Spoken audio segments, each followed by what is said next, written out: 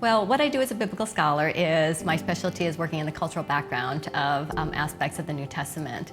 And I just realized there's so much rich information that you have out there in terms of studies and commentaries, but it just seems like that information is not always accessible or available to lay people unless they are willing to sort of like dive into the studies and the commentaries, or their pastor happens to preach on it. So I just really want to write a book in terms of, somehow making that a little bit more accessible, easier for lay people to get into that. Because there just seems there's so much information and there's so many fascinating aspects about the parables. In addition to just the cultural background of the parables, I've just been really fascinated in terms of how parables work.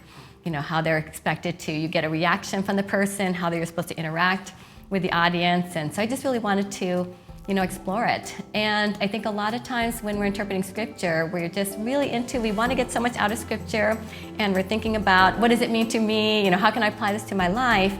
And sometimes it's harder to kind of take that step and really think about, what does it mean to that first century audience? But I think if we don't do that, we tend to miss a lot of this information. For example, just like in the parable of the Good Samaritan, in our popular understanding, we think, the Good Samaritan is a nice person who helps a family, whose car has broken down on the side of the road. But we don't realize that, in antiquity, the Samaritan is someone who's hated and despised.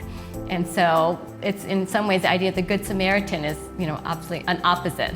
For a Jew, a Samaritan is someone who can't be good. And we miss out a lot of aspect of the parables unless we see some of that background.